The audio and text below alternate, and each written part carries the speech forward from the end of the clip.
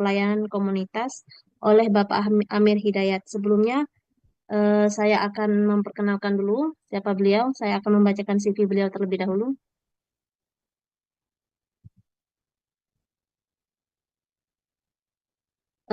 Pemateri kita pada pagi hari ini yaitu Bapak Amir Hidayat, SKM MSI, yang lahir di Tuban 8 April 1975, yang mana riwayat pendidikan beliau yaitu Fakultas Kesehatan Masyarakat Universitas Erlangga pada tahun 2001 dan program Pasca Sarjana Universitas Pajajaran pada tahun 2006 dan program doktor beliau di Ilmu Administrasi di Universitas Brawijaya. Dan diklat atau khusus workshopnya bisa kita lihat bersama-sama. Beliau sangat sudah berkompeten di bidangnya dan jabatan beliau sekarang yaitu PLT Kepala Dinas Kesehatan Kabupaten Banyuwangi.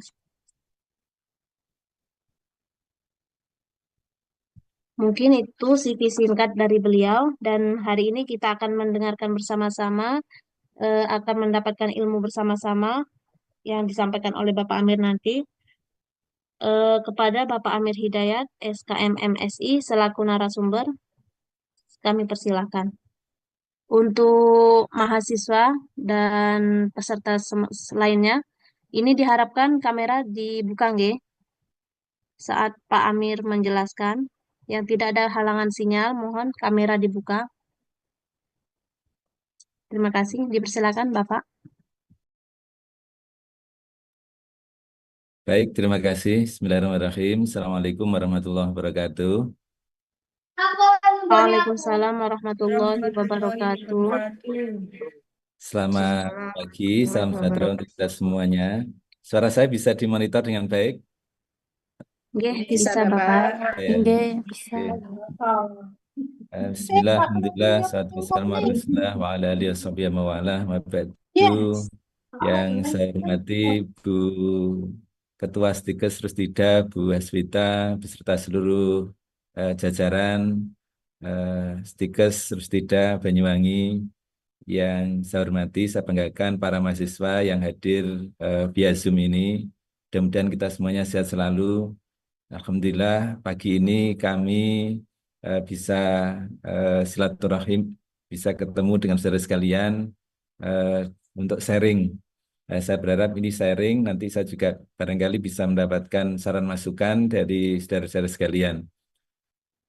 Disyukur kehadirat Allah SWT, pagi ini saudara sekalian, ini hari yang istimewa. Tadi Bu Aswita sudah memberikan prolog, matur nuwun atas kesempatannya. Ini hari pertama puasa Ramadan, mudah-mudahan ini menjadi amal baik bagi kita semuanya. Saudara sekalian yang saya hormati, sebelum saya sharing paparan, saya ingin sampaikan di tahun 2025 ini momentum yang saya kira luar biasa. Ini awal dari periode RPJMD baru. Jadi tanggal 20 Februari kemarin dilantik Bupati, Wakil Bupati baru, Bu Ibu Festiandani dan Pak Mujiono selaku Wakil Bupati. Di tingkat nasional itu juga ini tahun pertama 2025 untuk masa RPJMN 2025-2030. Saudara sekalian yang saya hormati, awal tahun ini juga masih awal. Ini awal tahun ini harapannya kita bisa mempersiapkan dengan baik seluruh program kegiatan. Kalau awal ini bisa disiapkan program, disiapkan inovasi, kita lakukan percepatan, maka insya Allah nanti langkah ke depannya 4 tahun ke depannya di 2026 sampai dengan 2030 kita akan landing melakukan akselerasi sesuai dengan rencana dengan baik. Harapannya seperti itu. Ini sebagai prolog. Saudara sekalian yang saya hormati, saya ingin sharing ini bisa dilihat paparannya. Saya berikan judul Inovasi Pelayanan untuk mewujudkan transformasi kesehatan di Banyuwangi. Saudara sekalian, saya tidak ingin menjelaskan apa itu transformasi kesehatan, karena ini saya kira wajib teman-teman di bidang kesehatan untuk memahami kebijakan Kementerian Kesehatan yang dirilis 5 tahun yang lalu oleh Pak Menkes. Bahkan beberapa waktu yang lalu Pak Menkes sosialisasi secara pribadi hadir di Banyuwangi untuk menjelaskan apa itu transformasi kesehatan dengan 6 pilarnya. Saya berharap ini dipahami, dihafalkan, dan saya ingin sekilas saja, transformasi itu transform. Recording stopped. Transform itu berarti Recording in progress. eh, perubahan. Jadi tidak hanya bagaimana kinerjanya ditingkatkan, tapi ada perubahan bentuk. Jadi kalau simbolnya itu kupu-kupu. Kupu-kupu itu berubah dari telur, ulat, dan kemudian jadi kupu-kupu, kepompong dari kupu-kupu. Nah, ini yang diharapkan. Maka eh, saya kira sangat tepat kalau kemudian kita akan bicara soal inovasi, karena core dari transformasi itu adalah inovasi. Dan 6 pilar transformasi, transformasi layanan primer, transformasi layanan rujukan, transformasi sistem kesehatan, pembiayaan kesehatan, SDM kesehatan, dan teknologi kesehatan, ini menjadi pilarnya. Nah, ini saudara sekalian, bagaimana kita akan terus mendorong inovasi pelayanan supaya apa yang menjadi kebijakan dari Kementerian Kesehatan, transformasi kesehatan untuk mewujudkan peningkatan derajat kesehatan ini bisa kita wujudkan dengan baik, khususnya kami yang ada di Kabupaten Banyuwangi. Ini yang harapannya nanti kita bisa pahami, bisa sharing bersama terkait dengan hal yang substansial ini. Saudara sekalian yang saya hormati, saya ingin memberikan pengantar di konsep inovasi kesehatan. Ini awal sekali, saya kira teman-teman penting untuk memahami apa itu inovasi, apa itu inovasi kesehatan. Inovasi itu, ini saya kira didefinisikan oleh Pak Rahali, ini kalau dirangkum proses kreatif penciptaan pengetahuan dalam melakukan penemuan baru yang berbeda atau bisa modifikasi dari yang sudah ada. Saudara sekalian, secara khusus di inovasi kesehatan itu penerapan ide, produk, teknologi, metode baru yang bertujuan untuk meningkatkan efisiensi, efektivitas, kualitas, aksesibilitas, dan keterjangkauan layanan kesehatan.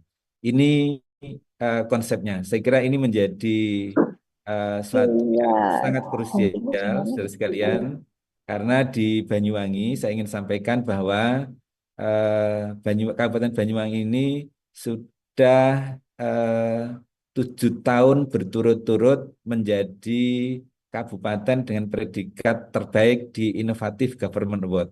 Jadi IGA yang dinilai oleh Kementerian Dalam Negeri itu terakhir tahun 2024 kita termasuk yang terbaik di Indonesia. Dan itu dinilai seluruh inovasi di tingkat kabupaten di seluruh sektor. Dan yang ingin kami sampaikan adalah inovasi di bidang kesehatan itu mensupport termasuk yang paling banyak. Ada lebih dari 200 inovasi yang dikirimkan ke Kementerian Dalam Negeri, itu 35 inovasi diantaranya itu dari bidang kesehatan. Ini yang saya kira terus didorong kepada, kami terus mendorong kepada seluruh fasilitas pelayanan kesehatan di puskesmas, rumah sakit, di klinik, dan harapan kami perguruan tinggi kesehatan juga bisa nanti menunjukkan, dan harapan kami bisa memberikan kontribusi inovasi apa yang bisa nanti akan kita tambahkan menjadi bagian dari yang kita sampaikan ke Kementerian Dalam Negeri supaya kita bisa mempertahankan Innovative Government Award. Saudara sekalian yang saya hormati, ini masih konsep, saya kira ini penting kalau teman-teman di perguruan tinggi ya konsepnya harus difahami dulu. Inovasi setidaknya ada 8 tipe. Ini para ahli merangkum ada 8 tipe. Inovasi produk itu bagaimana kualitas, terus kemudian fungsi, citra, dan sebagainya itu terus dilakukan perubahan. Kalau sebagai contoh misalnya mobil eh, paling signifikan kita melihat perubahannya Innova misalnya. Dulu ada Kijang kotak sampai dengan sekarang ada Innova Reborn. Itu bagian dari contoh inovasi produk. Nah, eh, di layanan kesehatan juga seperti itu. Nanti kami akan tunjukkan apa saja yang terus kami dorong untuk meningkatkan kualitas layanan kesehatan dan saya berharap ide gagasan ini terus didorong terutama dari teman-teman tenaga medis, tenaga kesehatan yang ada di Kabupaten Banyuwangi. Karena ini adalah pilarnya SDM itu. Inovasi itu bisa ditumbuhkan dari gagasan yang terus dikuatkan dari seluruh tenaga kesehatan. Ini inovasi produk. Inovasi konsep, inovasi konsep itu perubahan paradigma. Persis seperti yang saya sampaikan di awal tadi, transformasi kesehatan yang diluncurkan Pak Menkes itu adalah inovasi konsep di bidang kesehatan. Jadi setelah beberapa waktu yang lalu ada pandemi COVID-19, maka apa yang perlu disiapkan, dikuatkan lagi supaya kita tidak tergopoh-gopoh seperti pada saat COVID, kemudian berupaya dengan segala cara, alhamdulillah terlewati. Tapi kemudian sebenarnya ini karena alhamdulillah kegotong royongan dari semua pihak. Tapi di sisi konsep, di sisi paradigma, kita belum siap sebenarnya menghadapi COVID waktu itu. Tapi alhamdulillah terlewati berkat kolaborasi, berkat gotong royong dari semua pihak. Maka setelah pandemi COVID itu, Pak Menkes meluncurkan transformasi kesehatan dengan 6 pilarnya. Ini mohon untuk difahami, mohon untuk dihafalkan, dan ini saya kira wajib menjadi kurikulum karena ini dalam waktu ke depan sampai dengan 5 tahun ini akan terus kita dorong untuk mewujudkan transformasi kesehatan itu. Inovasi metode, ini bagaimana ada cara-cara baru, strategi baru, teknik baru yang terus kita dorong untuk meningkatkan derajat kesehatan. Saudara sekalian, derajat kesehatan masyarakat itu, derajat kesehatan itu indikator utamanya cuma satu,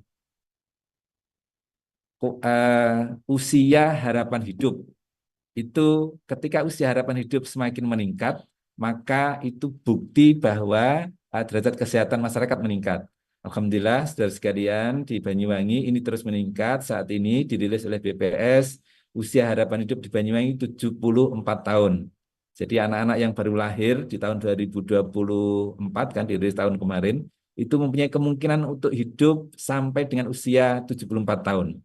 Nah, bagaimana usia 74 tahun ini bisa kita wujudkan karena layanan kesehatannya baik, lingkungannya baik, perilakunya baik, dan seterusnya. Dan kita terus mendorong cara-cara baru, teknik baru, bagaimana layanan kesehatan bisa ditingkatkan, dan seterusnya. Ini inovasi metode. Inovasi proses itu bagaimana prosedur, bagaimana tata laksana, bagaimana mekanisme, ini terus akan kita tingkatkan. Setiap tahun kita evaluasi seluruh rumah sakit, seluruh klinik, seluruh puskesmas, bagaimana kita akan menjadikan lebih efektif dan lebih efisien lagi. Ini bagaimana prosesnya terus akan kita kuatkan, baik internal maupun eksternalnya supaya lebih efisien, lebih efektif. Ini yang utama, 4 yang utama. Lainnya adalah ini terus kita akan kuatkan hubungan, mekanisme antar unit, kolaborasi, kemudian teknologi, secara khusus teknologi ini, teknologi SDM, ini menjadi bagian dari transformasi kesehatan. Saudara sekalian, saya ingin sampaikan eh, tanggal 19 kemarin saya juga ke Kemenkes diskusi soal ini ada kebijakan baru di Kemenkes untuk cek kesehatan gratis.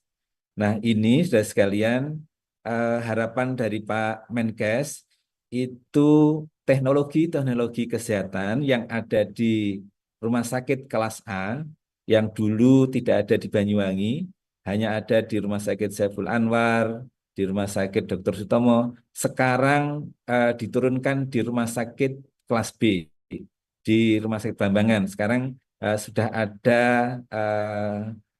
cath lab misalnya, eh, ada apa namanya beberapa teknologi baru yang sekarang terus kita kuatkan. Kita sedang mempersiapkan untuk membangun Belambangan Cardiac Center, pusat jantung dan stroke di Rumah Sakit Belambangan. Dulu kalau misalnya mau pasang ring jantung itu harus ke Surabaya, sekarang cukup di Rumah Belambangan sudah bisa.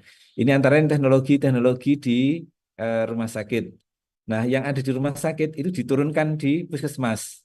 Jadi saat ini di seluruh puskesmas sudah ada USG dua dimensi. Seluruh dokter di puskesmas wajib untuk bisa mengoperasikan, memahami USG dua dimensi untuk screening ibu hamil. Nah, ini antara lain terus kita kuatkan, diturunkan dari teknologi dari rumah sakit yang kelas A, kelas B, eh, ke kelas C, sampai ke puskesmas. Ini yang terus didorong. Inovasi SDM, kita terus menguatkan SDM, meningkatkan kapasitas, meningkatkan kompetensi. Terakhir, dari sekalian, kami ingin mendorong supaya kualitas SDM-nya meningkat, motivasinya meningkat. Kemarin, alhamdulillah, disetujui di samping teman-teman di kesehatan itu mendapatkan jasa pelayanan, itu mendapatkan TPP, tambahan penghasilan pegawai supaya kesejahteraannya meningkat. Karena profesionalitas itu berhubungan erat dengan motivasi, berhubungan erat dengan penghasilan, berhubungan dengan take home pay yang diterima. Nah, ini yang terus kita dorong inovasi SDM, bagaimana kita akan meningkatkan jumlah dan kualitasnya. Inovasi struktur organisasi ini terus didorong di Kementerian Kesehatan, ini sudah dimulai. Kami sedang mempersiapkan untuk itu.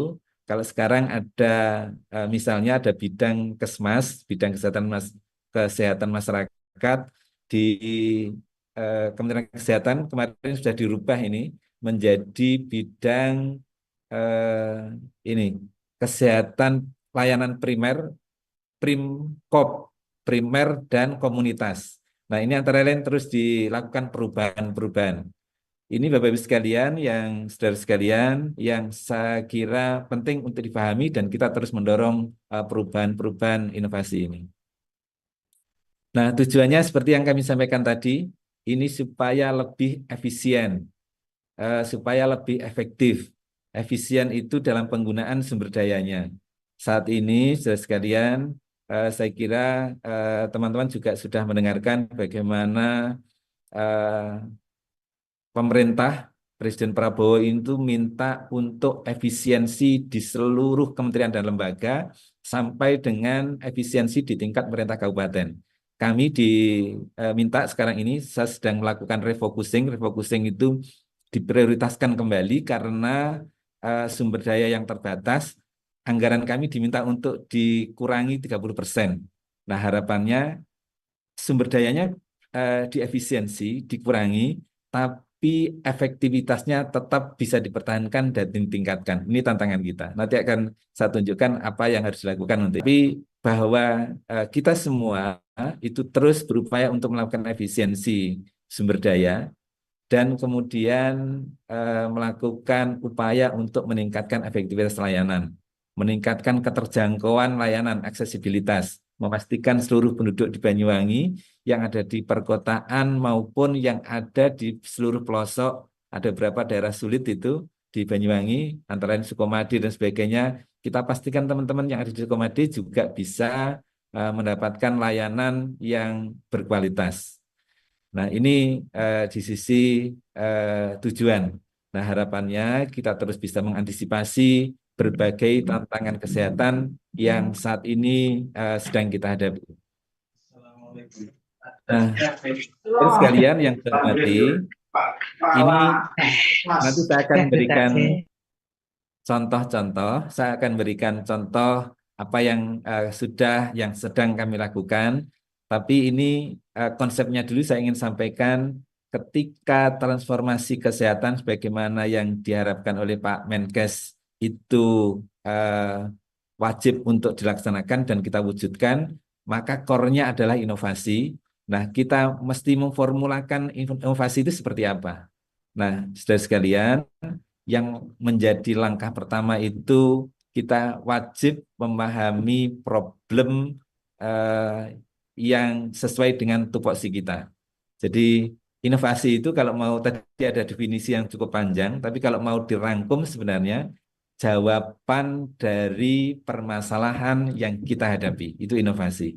Maka ketika teman-teman kemudian memberikan layanan, tenaga kesehatan memberikan layanan di tempat tugas masing-masing di puskesmas, terus kemudian mengalami kendala, kendala itu sebenarnya adalah tantangan yang kemudian kalau kita bisa memberikan jawaban terhadap kendala dan masalah tersebut, itulah sebenarnya inovasi. Jadi inovasi adalah jawaban dari permasalahan yang kita hadapi. Nah, ini yang terus kita dorong. Jadi kalau misalnya ini nanti saya sampaikan contoh misalnya kematian ibu yang saat ini di Banyuwangi masih tinggi. Kematian ibu di Banyuwangi ini saat ini di 2024 dicatat ada 28 kasus. Persis di 2023. Kita terus mendorong supaya ini bisa diturunkan. Tapi ini masih terjadi. Nah, apa yang bisa kita upayakan untuk menurunkan itu, itulah problem dan jawabannya adalah inovasi. Nanti akan kita bahas. Nah, yang penting menjadi pertimbangan apakah itu inovatif apa tidak. eh, Satu, harus mempertimbangkan ini bisa dilaksanakan, mudah dikerjakan, biayanya tidak tinggi, harus ada efisiensi, ada keunikan, memastikan ini belum atau tidak pernah dilakukan oleh orang lain. Boleh dilakukan, kita bisa melakukan ATM, amati, tiru, dan modifikasi, tapi kita pastikan bahwa kita bisa memberikan perubahan-perubahan. Ada modifikasi-modifikasi. Terus penting ada daya ungkit. Daya ungkit itu dibanding dengan sebelumnya, maka ini memberikan dampak yang signifikan apa enggak? Before afternya seperti apa? Dan yang terakhir ini yang penting adalah supaya mudah diingat, jadi harus ada sesuatu yang menarik, nama yang menarik. Nah, ini yang tadi kami sampaikan, eh, masalah itu harus kita pahami dulu. Ini tantangan di Banyuwangi, saudara sekalian. Banyuwangi ini terluas di Pulau Jawa, tidak hanya di Jawa Timur, tapi di Pulau Jawa. Jadi luas Banyuwangi ini sama dengan luas beberapa kabupaten di Surabaya dan sekitarnya, di Pacitan dan sekitarnya, 5 kabupaten itu sama dengan luas Banyuwangi dan sama dengan luas Pulau Bali, hampir sama dengan luas Pulau Bali. Nah, ketika luas wilayahnya seperti ini, sangat luas seperti ini, maka tantangan pertama yang tadi sudah kami sebut adalah aksesibilitas. Di seluruh pelosok kita pastikan kita bisa menyediakan layanan kesehatan yang berkualitas yang sama dengan yang ada di Kota Banyuwangi, yang ada di Kota Genteng, di eh, perkotaan, di tempat-tempat di perkotaan. Nah, ini yang kita akan pastikan terus kita dorong sehingga beberapa waktu yang lalu kami memberikan atensi secara khusus untuk teman-teman yang ada di tempat yang jauh. Kami mengidentifikasi itu ada 24 tempat yang agak jauh dan kami berikan insentif secara khusus karena tempatnya agak sulit dan kami berikan transportasi secara khusus juga untuk mendorong supaya SDM-nya mudah untuk menjangkau. Jadi kami berikan kendaraan roda 2 karena untuk roda 4 tidak bisa masuk. Beberapa tempat yang roda 4 bisa masuk, aksesnya lebih relatif sulit. Di Sarongan itu kami berikan kendaraan four wheel drive, double gardan. Itu antara lain seperti itu. Ini karena kondisi geografis yang sangat luas di Banyuwangi dan masih ada beberapa tempat yang terpencil. Dikelilingi hutan dan perkebunan. Penduduk Banyuwangi ada 1,7 juta jiwa.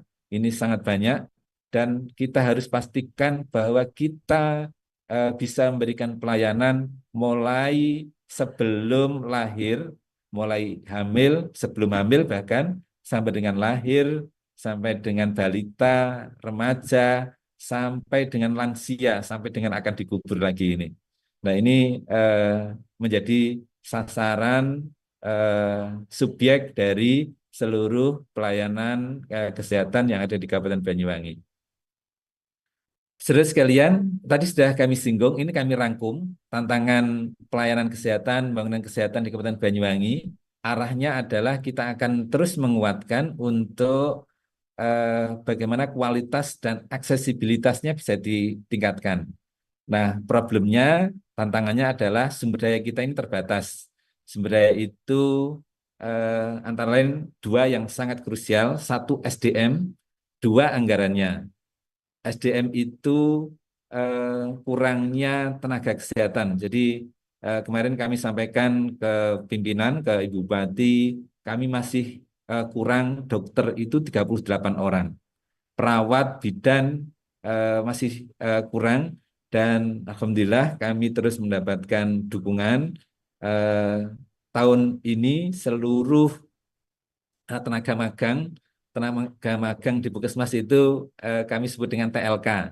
Tenaga latihan kerja itu direkrut seluruhnya menjadi P3K, pakai pemerintah dengan perjanjian kerja.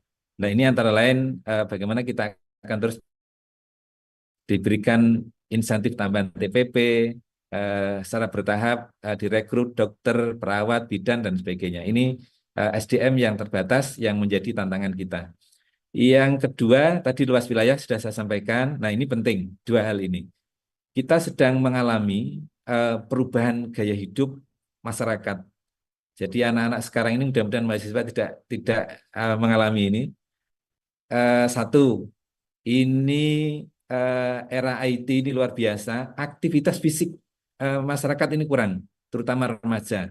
Ini kalau sudah scroll medsos, scroll HP itu tidak terasa sudah 1-2 jam. Betul enggak? Nah, yang seperti ini, saudara sekalian, akan mempengaruhi kondisi kesehatannya. Sudah mager, malas gerak, aktivitas fisiknya kurang, terus kemudian nutrisi yang masuk, yang dikonsumsi juga kurang. Jadi saya mendapatkan laporan dari survei teman-teman, anak-anak sekarang ini tidak suka buah dan sayur.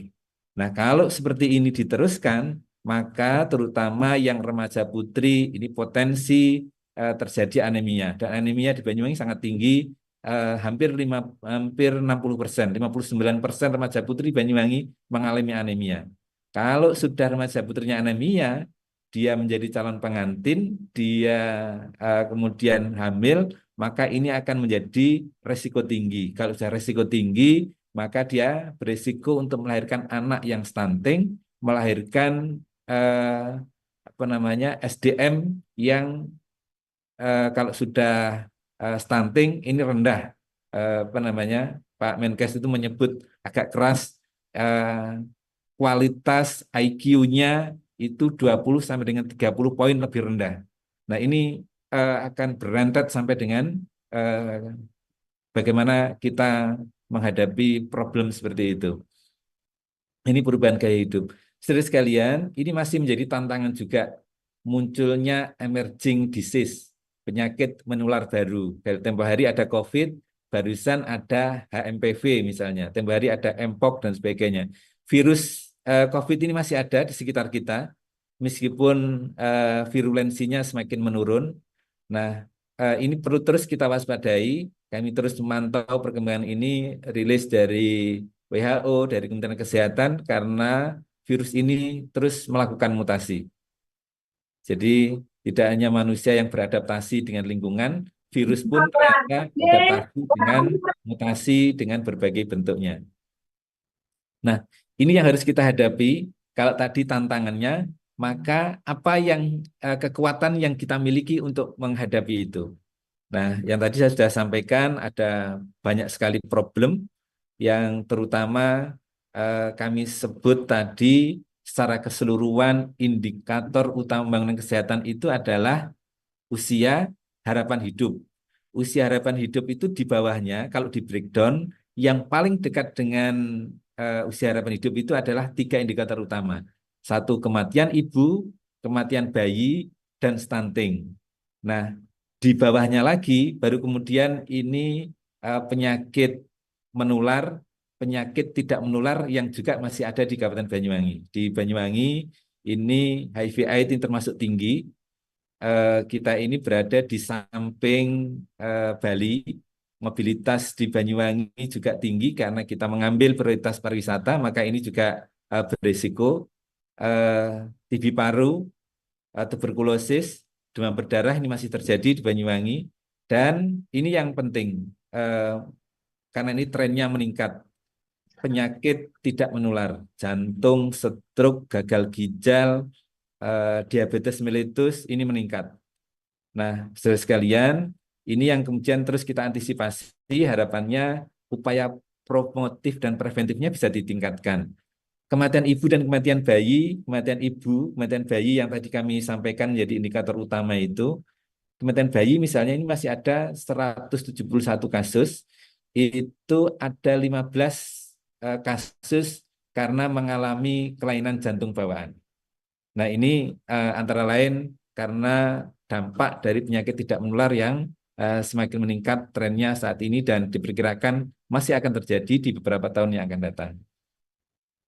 Saudara sekalian, ini yang harus kita hitung kalau kemudian kita ada inovasi kebijakan, mengimplementasikan transformasi kesehatan, transformasi layanan.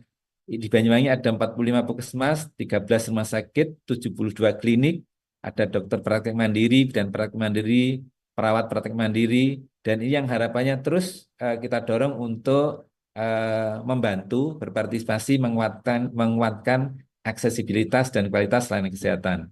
Transformasi kesehatan ini yang harus kita wujudkan, dan yang jauh lebih penting adalah bagaimana kita akan mendorong partisipasi masyarakat, kolaborasi, memastikan lintas sektor memberikan dukungan terhadap program-program kesehatan. Saya masuk yang agak spesifik, saudara sekalian, kematian ibu masih terjadi. Tadi saya sampaikan ada 28 kasus. Ini paling tinggi ini di wilayah Puskesmas Genteng Kulon. Kelatak, ini ada Kelatak, Kabat, sampai dengan Sambirejo, ini ada 2 kasus, lainnya ada 1 kasus, dan ada banyak yang 0 kasus. Mudah-mudahan ini bisa kita turunkan dan syukur kalau kemudian 0. Ini untuk yang kematian ibu. Bisa sampaikan kalau misalnya nanti Bu Ketua Stikes akan melakukan magang atau KKN, ini bisa di tempat-tempat yang kasusnya agak tinggi ini. Nah, saudara sekalian, saya ingin memberikan contoh kematian ibu di Kabupaten Banyuwangi yang masih belum turun. Mudah-mudahan ini semakin menurun. Saya mantau di 2 bulan terakhir ini nampaknya sudah turun. Nah, di tahun 2023, di akhir 2023, kami mengumpulkan seluruh dokter spesialis obgyn dan spesialis anak. Karena soal kematian ibu, soal persalinan, keterlambatan dalam rujukan, dalam penanganan ini tidak hanya problem yang ada di praktek bidan, tidak hanya di puskesmas, tapi juga di rumah sakit. Maka kami minta waktu itu seluruh dokter spesialis obgyn, spesialis anak itu mendampingi puskesmas. Kami SK, kami berikan SK Bupati, dokter siapa ke puskesmas mana, memastikan teman-teman yang ada di puskesmas ditingkatkan kompetensinya, didampingi, dan ketika ada kegawat daruratan itu bisa langsung dikonsultasikan 24 jam. Dan ketika perlu rujukan itu sudah connect. Jadi dokter spesialis obgyn, spesialis anak sudah komunikasi lebih awal ke puskesmas, ke dokter, ke bidan dengan inovasi puskesmas asuhan spesialistik. Kami menyebut dengan PAS. Jadi PAS itu diharapkan PAS memberikan pelayanan, PAS memberikan rujukan sesuai standar, artinya PAS-nya itu. Nah, ini antara lain yang kita laksanakan, yang sudah kita laksanakan, dan terus ini masih akan kita dorong dalam beberapa waktu ke depan untuk kita kuatkan lagi.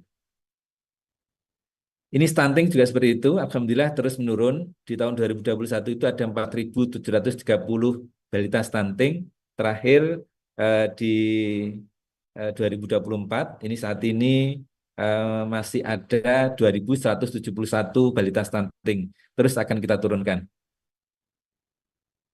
Nah, ini yang terkait dengan kebidanan. Ini secara keseluruhan juga untuk teman-teman yang lain, para perawat dan semua tenaga kesehatan, kita akan terus mengupayakan transformasi, terutama paradigma pelayanan kesehatan ini di seluruh vaskes. Maka kami berharap tidak hanya teman-teman di Puskesmas, tapi juga seluruh pelayanan di klinik dan sebagainya. Ini harapannya bisa merubah image Banyuwangi.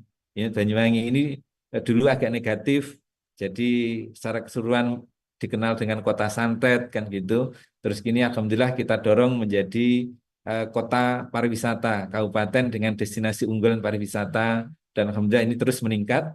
Dan pelayanan dulu, pelayanan persalinan dulu di dukun, alhamdulillah sekarang sudah tidak ada lagi. Eh, dan tempo hari masih ada di bidan praktek, dan praktek itu ditolong sendiri, kadang ditolong berdua. Nah, sekarang Permenkes 2021 nomor 21, Permenkes 21 tahun 2021 itu mewajibkan persalinan 6 tangan. Maka ini kemarin kami kumpulkan seluruh dokter, perawat, kepala puskesmas di bidan, di dinas kesehatan, kami minta Permenkes 21 tahun 2021 ini diterapkan dengan persalinan 6 tangan. Ini bagian dari yang akan kita lakukan perubahan untuk melaksanakan transformasi kesehatan yang ada di Kabupaten Banyuwangi. Nah, selebihnya adalah kita akan terus mendorong. Jadi kalau sekarang Puskesmas ini menjadi tempat berobat orang sakit, ini akan kita kuatkan di upaya promotif dan preventifnya. Ini yang terus kita kuatkan, bagaimana edukasi, komunikasi, informasi kepada masyarakat, datang ke Puskesmas tidak dalam keadaan sakit, tapi dalam keadaan sehat. Sehingga kami menyebut Puskesmas sebagai mall orang sehat. Ini yang terus kita kuatkan, transformasi paradigma pelayanan kesehatan di Banyuwangi. Ini yang saya kira terus dilaksanakan oleh teman-teman Puskesmas. Harapan kami di seluruh klinik difasilitasi oleh BPJS juga bisa meningkatkan angka kontak gitu. Ini contoh saya ingin sampaikan tadi, stunting di Banyuwangi masih ada sudah ada penurunan yang signifikan dari 4.000 lebih sekarang menjadi 2.171.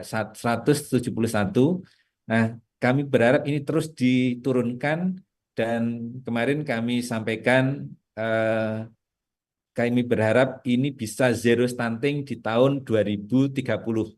5 tahun yang akan datang di akhir periode RPJMD, RPJMN ini, harapannya kita bisa zero. Ini tantangan berat, tapi insya Allah kalau kita kolaborasi bersama, ini bisa dilaksanakan. Nah, kuncinya ada 2 basis dan 3 pilar. 2 basis itu adalah bangun kolaborasi, upaya menuju zero stunting secara terukur, dan 3 pilarnya adalah: 1, identifikasi balita stunting by name, by address, by problem, by koordinat. Jadi setiap balita itu harus diidentifikasi posisinya di mana, sebab stuntingnya karena apa. Karena kita tidak mungkin memberikan intervensi, melakukan intervensi, kecuali kita paham terhadap problemnya. Ada sebagian karena kurang asupan nutrisi, karena memang kondisinya miskin, tapi ada sebagian juga kondisinya mampu, tapi mengalami stunting juga. Ini karena pengetahuan yang kurang, karena dititipkan keluarganya, dititipkan buliknya, dititipkan neneknya, sementara orang tuanya keluar kota. Ini sering juga terjadi. Orang tuanya bekerja di luar rumah. Nah, ini potensi untuk stunting juga tinggi. Nah, untuk itu, maka pilar yang kedua, perbaiki problem spesifik yang menjadi sebab stuntingnya. Dan yang ketiga adalah ukur tumbuh kembangnya, pantau terus dengan pendampingan para kader dan tenaga kesehatan, terutama di 1.000 hari pertama kehidupan. 1.000 hari pertama kehidupan itu selama kehamilan, itu 270 hari, dan sampai dengan baduta usia 2 tahun, itu 730 hari, itu 1.000 hari. Ini proses pembentukan organ vital sampai dengan 80%. Jadi kalau ini lewat, maka ini tidak bisa kembali. Jadi lebih dari 2 tahun itu sampai dengan 5 tahun hanya 10%, lebih dari 5 tahun itu hanya 10%. Nah ini eh, yang kami dorong dengan inovasi Banyuwangi Tanggap Stunting BTS. Jadi kalau B-nya ini di apa gabungkan itu BUIPUK, Bu Ipuk. Jadi bupatinya tempo hari yang launching ini Bu Ibu, sehingga untuk memudahkan dua basis tiga pilarnya itu disingkat dengan Bu Ibu. Maka branding itu penting untuk mengingat untuk dipedomani seluruh tenaga kesehatan. Nah ini yang kami lakukan di tahun 2023 dan 2024. Di tahun 2023 itu yang baduta stunting, ini khusus yang baduta, dan yang ibu hamil risiko tinggi diberikan makanan bahan pangan waktu itu yang dari tahun 2023 itu bahan pangan mentah. Kami titipkan anggaran itu, total anggarannya 7 miliar, kami titipkan di kecamatan. Datanya kami sampaikan, didampingi oleh teman-teman Puskesmas untuk memberikan eh, bahan tambahan makanan ini kepada 1.300 sasaran. Nah, ini teman-teman kecamatan, camat itu bekerja sama dengan pedagang sayur keliling. Jadi di samping untuk mengatasi baduta stunting dan ibu hamil risiko tinggi untuk menggerakkan ekonomi rakyat. Dan dipantau terus setiap hari ini mulai tahun 2023 waktu itu Februari dilaksanakan setiap hari difoto ini para kader yang kemudian mengirimkan laporan kami berikan sistem yang terintegrasi dengan EPP BGM Kementerian Kesehatan elektronik pencatatan pelaporan gizi berbasis masyarakat. Ini yang aplikasi dari Kementerian Kesehatan. Ini yang tadi kami sampaikan, yang Puskesmas Asuhan Spesialistik itu ada 37 dokter, spesialis obgyn, dan spesialis anak yang mendampingi Puskesmas.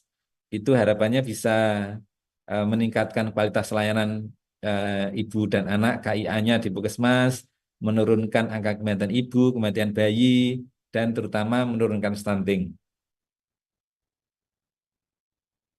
Di samping itu kami terus mendorong inovasi dari seluruh puskesmas.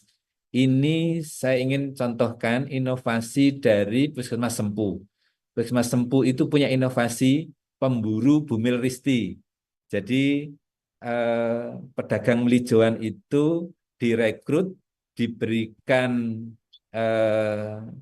briefing, dititipi untuk kalau ada ibu hamil, itu kemudian dicatat, kalau ada yang resiko tinggi, ini diberikan kriteria resiko tinggi itu apa saja, usia kurang dari 19 tahun, terlalu muda, terus kemudian untuk yang usia lebih dari 35 tahun dan seterusnya, ini saya kira teman-teman harus hafal, ini yang 7 terlalu muda, terlalu tua, terlalu banyak, terlalu dekat, terlalu kurus, terlalu gemuk, terlalu berjarak, ini saya kira wajib hafal itu risiko tinggi dari kehamilan. Nah, itu dicatat dan dilaporkan kepada tenaga kesehatan. Nah, kalau kita lebih awal mengidentifikasi sehingga kita bisa tangani tidak ada kejadian kematian ibu. Nah, ini antara lain inovasi dari Puskesmas Sempu melibatkan penjual sayur keliling untuk memburu ibu hamil berisiko tinggi dan dilaporkan ke tenaga kesehatan, ke bidan,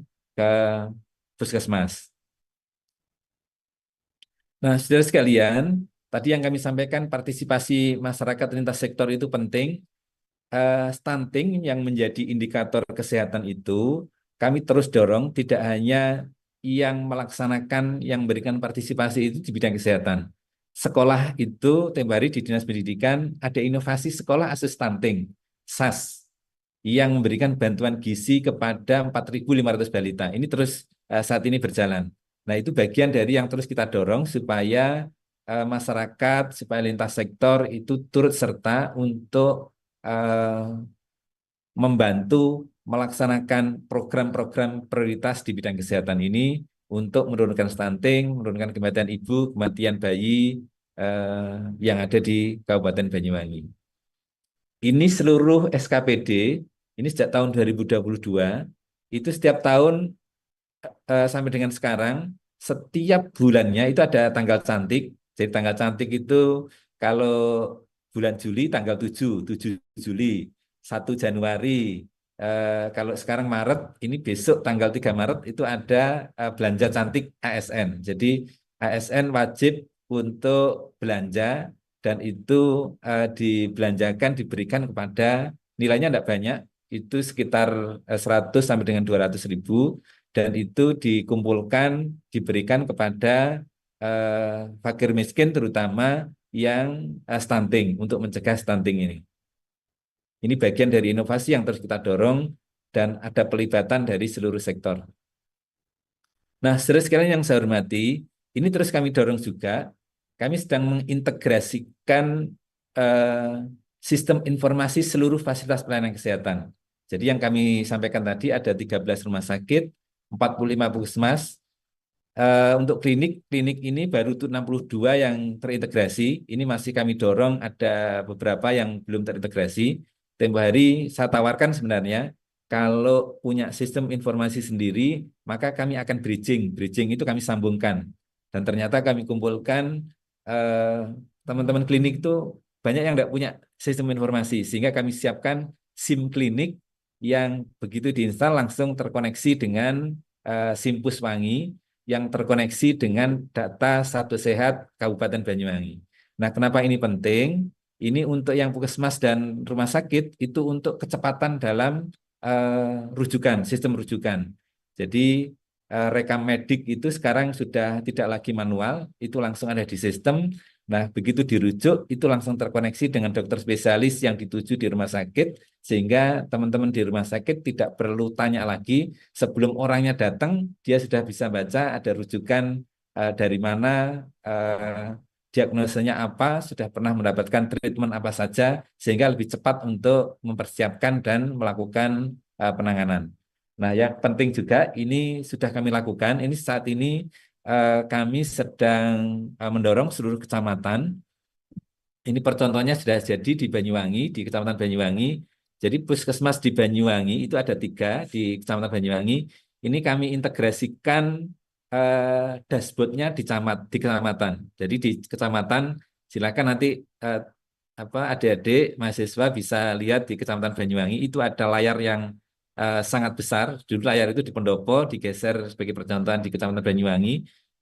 Dia bisa melihat secara real time hari ini kunjungan puskesmas dari 3 puskesmas yang ada di kecamatan, 10 besar penyakit di kecamatan, 10 besar penyakit per desa, itu lengkap dan real time, sehingga kalau mengumpulkan kepala desa, tokoh masyarakat langsung tahu kondisi kesehatan di masing-masing wilayah, di masing-masing desanya, apa langkah yang harus dilakukan untuk penanganan dan pencegahannya, apa kemungkinan kondisi yang terjadi, itu langsung secara real time. Ini yang sedang kami persiapkan untuk kami perluas di seluruh kecamatan. Tapi sudah ada percontohannya di Kecamatan Banyuwangi. Dan kami sudah integrasikan di rumah sakit. Rumah sakit ini sedang ada perubahan juga saat ini. eh, Kalau Blambangan dan Rumah Sakit Genteng itu sekarang ini sistemnya berbeda. Ini sedang kita satukan sama dengan kalau teman-teman di Siloam itu Rumah Sakit Siloam itu ada cukup banyak, tapi sistemnya sama. Nah, ini yang sedang kita proses kita satukan. Ini kebijakan dari pemerintah pusat, saudara sekalian, integrasi layanan primer. Integrasi layanan primer ini sedang kita laksanakan, kita persiapkan. Jadi di tingkat puskesmas, tidak sekarang ini tidak ada lagi kalau kemudian sakit, ditanya sakit apa langsung ke BP, diare ke BP, ISPA ke BP, sakit gigi ke BP gigi, tidak. Tapi ada perubahan menjadi klaster. Jadi klaster 1, klaster 2, klaster 3 sesuai dengan kelompok umurnya. Jadi kalau kelompok remaja nanti masuk di eh, kalau balita, ibu hamil balita di klaster 2, terus kemudian remaja, dewasa di klaster 3 dan seterusnya. Nah, harapannya apa, saudara sekalian? Eh, Warga, pasien itu bisa diidentifikasi secara komprehensif. Kalau sakit itu kan salah satu yang dialami keluhannya. Tapi kemudian apa sebenarnya yang terjadi di dalam dirinya itu dipotret, di screening secara keseluruhan. Nah, ini yang terus kita upayakan, termasuk kalau ada ibu hamil, ini mengalami kejadian apa yang tadi saya sampaikan, misalnya 7 terlalu ini terjadi apa tidak, terus kemudian 3 terlambat, ini saya kira saya menjelaskan ini wajib diketahui. Kementerian Ibu itu biasanya terlambat pengambilan keputusan, terlambat eh, merujuk, dan terlambat dalam penanganan. Nah, yang seperti ini kita identifikasi secara komprehensif. 10 besar penyakit tadi sudah kami sampaikan, ini juga terus diupayakan nanti dipotret per desa, ada proyeksi kondisinya, langkah antisipasi, dan seterusnya sampai dengan posyandu kita integrasikan. Di Pustu itu kebijakannya adalah 1 desa, 1 perawat, 1 bidan, dan 2 orang kader posyandu. Ini sedang kita tata, terus menyesuaikan untuk melaksanakan integrasi layanan primer ini. Ini tadi sudah kami sampaikan sekilas, kematian ibu dan kematian bayi ini bisa diakses secara real time oleh camat, oleh dinas kesehatan, oleh bupati, sehingga langsung kita bisa memberikan rekomendasi secara cepat kepada lintas sektor terkait apa yang harus diupayakan untuk pencegahan dan penanganannya. Audit maternal perinatal itu wajib dilakukan sebagai instrumen untuk mengidentifikasi penyebab kematiannya, dan terutama perbaikan dan menjadi warning bagi seluruh tenaga kesehatan supaya tidak terjadi juga di tempat yang lain. Ini sedang kami siapkan, insya Allah dalam waktu dekat akan kami luncurkan. Jadi yang saat ini 45 puskesmas itu 18 puskesmas itu rawat inap. Yang rawat inap itu sudah ada layanan 24 jam. Nah, yang non rawat inap itu jam 14 sudah pulang. Kalau puasa ini jam 13 sudah pulang. Nah, harapannya meskipun jam 14 sudah pulang, jam 2 siang sudah pulang, tapi kita minta untuk siap memberikan persalinan di puskesmas. Persalinan ini bisa pagi, sore, bahkan malam hari. Meskipun malam hari ini kita wajibkan puskesmas yang non rawat inap juga siap. Ini kemarin sudah kami kumpulkan seluruh kepala puskesmas, dokter, perawat untuk mempersiapkan ini. Ini bagian dari inovasi untuk menekan kematian ibu, kematian bayi yang ada di Kabupaten Banyuwangi. Sehingga kami sebut, ini namanya masih sedang disusun oleh teman-teman di Dinas Kesehatan, tapi kami kemarin sampaikan ada kesiapsiagaan SDM. Siap siaga itu jika diperlukan, maka dia wajib memberikan layanan, dia datang ke puskesmas dan memberikan layanan siap siaganya itu 24 jam. Ini teknologi kebidanan, ini terus kami kuatkan, USG 4 dimensi yang ada di rumah sakit, terus kemudian ada USG 2 dimensi di seluruh puskesmas, ini sudah lengkap, sudah ada, dan ini wajib untuk digunakan untuk screening terutama ibu hamil, sehingga ini terus kami kembangkan teknologi seiring dengan kebijakan pemerintah pusat yang memberikan dukungan peralatan dan anggarannya. Teknologi informasi tadi kami sampaikan, ini integrasi sistem untuk pemantauan kehamilan, ini telemedicine, ini sedang kami siapkan juga untuk konsultasi jarak jauh dengan bidan, ini sudah jalan. Nah, harapannya nanti bidan dengan masyarakat bisa langsung konsultasi siaga 24 jam juga. Ini model pelayanannya terus kami kembangkan saat ini untuk memastikan layanan bisa dilakukan 24 jam dan kualitasnya bisa ditingkatkan. Ini yang tadi puskesmas acuan spesialistik, ini kan nanti kami akan lengkapi. Ini kemarin kami sudah mendapatkan preview medical school di Boston. Ini luar biasa, diapresiasi ide yang sederhana, tapi kemudian sangat signifikan untuk menurunkan kematian ibu yang ada di wilayah Puskesmas Sempu, sehingga di Sempu zero kematian ibu. Ini pemanfaatan teknologi, ini sudah tadi ya. Nah, saya kira itu yang bisa kami sampaikan, saudara sekalian. Terima kasih atas seluruh perhatiannya. Saya berharap ini ada yang sudah dilaksanakan, ada yang sedang dalam proses untuk perumusan inovasi. Kami berharap ini bisa mengakselerasi penurunan kematian ibu, kematian bayi yang ada di Kabupaten Banyuwangi, menurunkan stunting, meningkatkan kualitas layanan kesehatan, dan meningkatkan keterjangkauan layanan kesehatan yang ada di Kabupaten Banyuwangi. Matur nuwun, secara khusus tenaga kesehatan yang ada di sana. Terus kemudian kendaraan roda 2 itu untuk yang laki